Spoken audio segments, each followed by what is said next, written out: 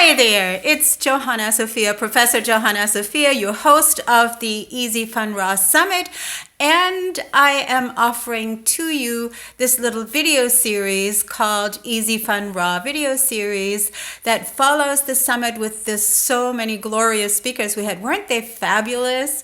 Wasn't it? I feel so honored to have had all these incredible guests on my Easy Fun Raw Summit. So this little video series is taking us a little bit deeper into what you want to get out of all of this information for yourself. And so that you know a little bit more about me, this first video is about my food history, my health history. And the second video is about making a delicious chocolate mousse that you can make at your home, and it's showing you exactly what to do.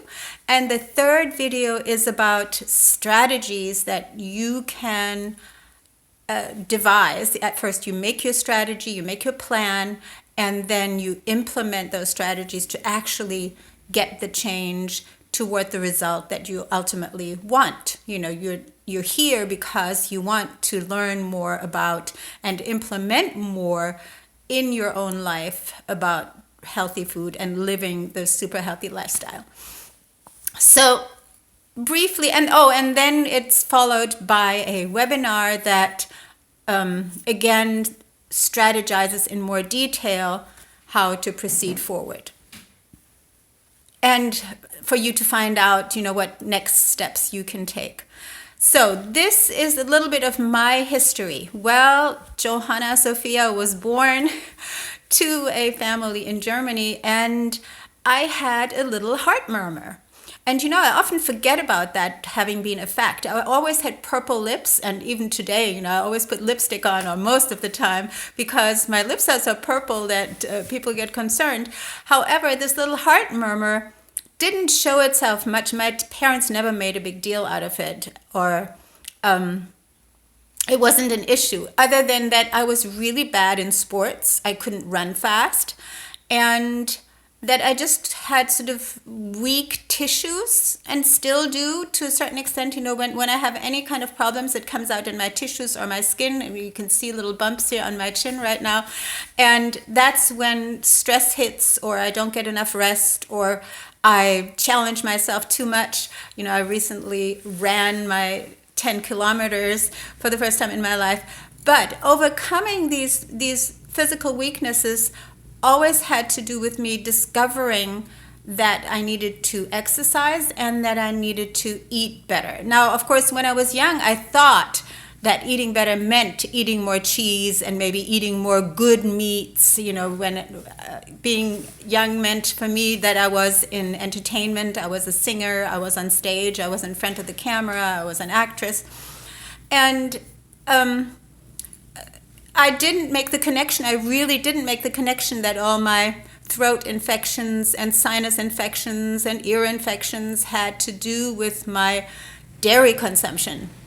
I ate a lot of it. I loved it. I lived in Paris for a year when I was studying modern dance, and you know, and le fromage was all the rave, of course, and I loved it.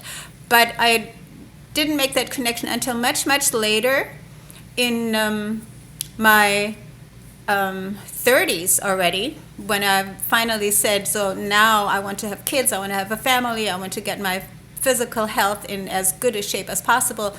My dentist friend, holistic dentist, actually told me that, you know, you should consider stopping dairy products because they take away the calcium from your teeth and from your bones and your skin and all your tissues. So that's when I first heard about this connection, and it's just one of the connections. So I started experimenting. I did my first all raw food, or what I thought was all raw. It was actually including like smoked ham and stuff like that. It's not really raw, but I thought it was raw, and it certainly did help me.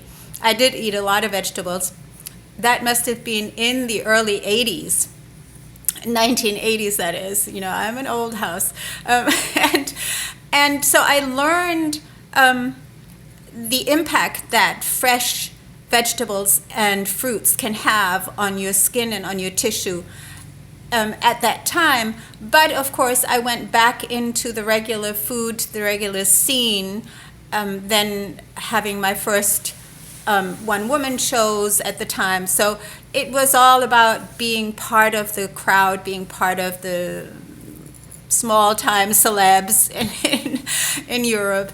And then I moved to Africa and had my first studio, my own school for drama and dance. And that allowed me to devise slimming trimming courses. And the slimming trimming courses had a designed diet for the people who participated in these courses. And it was mostly vegetables and a lot of salads. And it was something that I just made up, well, in part out of Jane Fonda's first fitness book. This is, again, this is going back to the 80s. And that taught me some of the vegan approaches to eating. But then I also, wanted to make use of all the fresh fruits and vegetables you could get in Southern Africa and Zimbabwe at the time, all year round. So that's where I learned, again, to put more fresh foods into my diet. However, again, it didn't last. I came to the US. I went to Columbia University and sort of learned, bit by bit, taking out certain foods when I was doing like all-night editing sessions or writing sessions. And it was like through the night, because I didn't just do one thesis, I did 3 theses at Columbia University. I had to keep my body energized. And I realized that cutting out coffee and cutting out tea, cutting out all caffeines, I mean, I never did soda as much anyway. So that helped me actually sustain my energy levels that you needed to get these things done and get the movies shot that I made during that time. And so it taught me again, and then I would go down to the local health food store and get carrot, beets, and apple and ginger juice, which was very unusual, very special in the 1980s.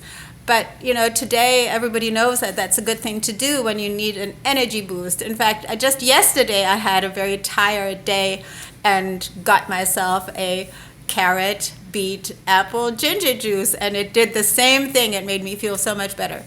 So finally, though, my big changeover after already raising my kids vegan to raw food for me was when I had these dizzy spells, these little blackouts, and then a real little stroke.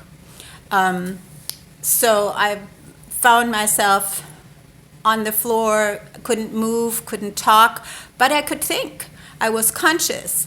And I've told this story many times, so if you're hearing it again, forgive me, but it's that moment where you are aware that your body is no longer functioning.